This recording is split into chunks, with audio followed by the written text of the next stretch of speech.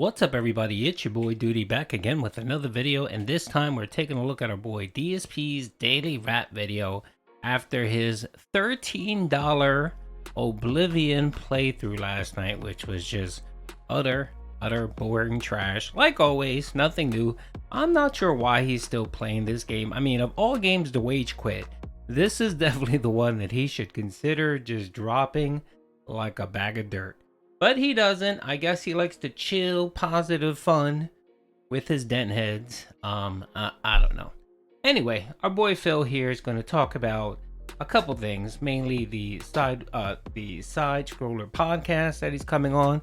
I got a lot to say on that. I'm still considering whether I'm going to restream it or not. There just may be a ton of people doing it, so I just don't want to be another person in the mix. But I'm definitely going to be making videos and giving my thoughts when it occurs tomorrow. So let's hear Phil. Good evening, everyone. Phil here, and welcome to the Daily Wrap for what was Tuesday, the 14th of March, 2023, my final consecutive streaming day of the week. Let's do a little bit of a recap of what happened today. First of all, on the Level 1 podcast, I gave a full explanation and everything going on with this podcast coming up this coming Thursday. For those who aren't aware, I'm appearing on the Side Scrollers podcast this Thursday morning, 9 a.m. Pacific Daylight Time. Yes, this is going to cut into my normal streaming time. Whenever I'm done over there, I'm going to come over and do some content here on the channel. But I wanted to talk fully about it and my thoughts about it. I did. Very long segment about that on the podcast today. Then there was some game news and other things going on as well. So check out the Level 1 podcast if you missed it. Then, first stream today was Progress in Wolong. We ended up finishing up the second half of the 10th major story stage and the very annoying boss at the end of it. Then, people actually helped me to start understanding some of the systems, so I actually ended up getting a lightning buff on my weapons, which in my opinion is a really good buff. Seems to be adding both a lot of damage and stun that the enemies can't even really stop, even if they're blocking, which is really useful. And then also I upgraded my armor with the new abilities as well to buff the lightning damage. So ended up basically improving my build pretty well, and then beat the entirety of the 11th story stage. So good progress today, and people were very supportive, even though this game continues to frustrate the living crap out of me. People were very supportive, and I really appreciated that. The night stream tonight was Oblivion, and tonight was a big night because we finished up the insanely long quest line of the heist, meaning the end game of the Thieves Guild quest line. First thing we did is we went and we got the skeleton key from doing a small nocturnal quest. Nocturnal is one of the Daedra, if you don't know, one of the gods of Elden Ring, I almost said, of Oblivion.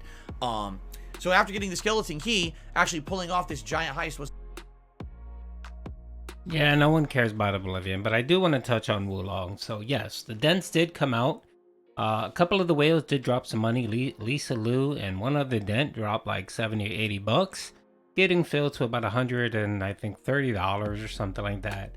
And whatever, you know, what pisses me off is just his utter insistence of dangling the threat of wage quitting over this game. And apparently some of the dents must really like the game and they're coming out and wailing out for it. But this little game that he's playing during his streams is just annoying and despicable. And I talked about this earlier in the week. But yeah, it's utter trash that Phil is doing this. Every freaking 15-20 minutes, it's him begging for donations, talk about how much he hates the game, how much he's suffering through the game. But you know, as long as the dents continue supporting and dropping tips, he'll keep suffering and playing through it. Phil, you are a garbage human being for doing that crap. Either play the game or fucking quit it. You know what I mean? I'm getting tired of the stupid song and dance you keep doing over this stupid ass game.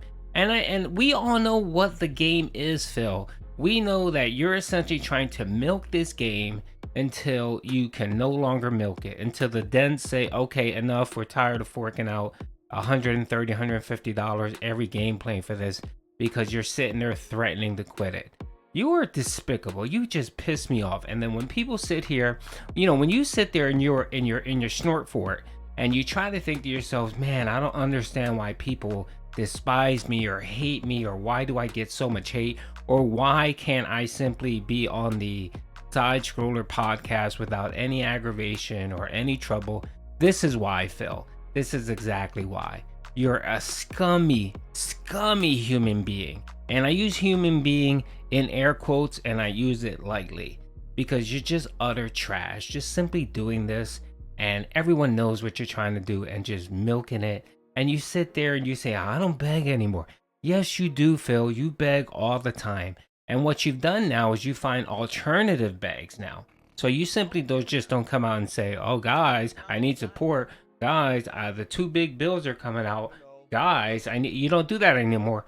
What you do is this type of crap. You do this type of crap where you're dangling over the simple fact that you're gonna wage quit it if your dents don't come out and wail out for you. And you know what, Phil? Again, you are utter trash. Wasn't as bad because we didn't need to actually lockpick anymore, and this is great because lockpicking has been the bane of this playthrough for me. Now I don't need to do it anymore. I can just mash the button on a lockpicking screen and get every door open, which is great. So we did this heist, man, it was lengthy, and we basically finished it at the tail end of the stream. We did get it done. It was a little confusing. I'll definitely say this, it doesn't seem as polished in Oblivion as it does in, say, Skyrim. It was very hard to tell the quest line even ended. The quest disappeared. I'm like, well, is it over? There wasn't really like a big resolution message or whatever, but I guess it was over. I mean, there was some cool story at the end, which is really neat. And now, at the end of this Thieves Guild quest line, I actually have a home base in the Imperial City, an actual guild hall to stay in, which is really nice because previously the only other home I owned in all of Oblivion was the house that was haunted that I basically exorcised it. So now I have another home base in the Imperial City, which is perfect because we have a ton of missions to do in the Imperial City coming up, and this will give us a home base to kind of maybe store goods and do things at, which is nice. One weird thing happened. Attendance was way up tonight, but no one was talking. I get the feeling someone sent a raid or someone, you know, talk, oh, go watch Phil's stream, but no one could talk because no one was subbed. Without subbing for 24 hours, you can't talk in my chat. So it was really weird because at one point we had maybe 200 viewers. All of a sudden we skyrocketed like 350, and I was like, where'd everyone come from? But no one could talk, so no one could tell me. You know, support was very slow on the Oblivion stream, but it's not a big deal because overall today was a great day. We had tons of support for the Wolong stream, and it evens out and it ends up being a good day.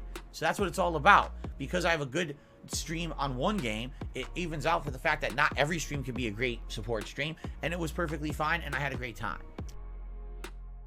Boy, you said it there, Phil. That's what it's all about. It's all about the support. It's all about the money. And that's what your streams are all about. And I'm glad that you're finally coming to the realization and being honest with people that that's what it's about. It's about support. And yeah, you had an utter trash playthrough of Oblivion. Yet another one. You made $13, which was laughable.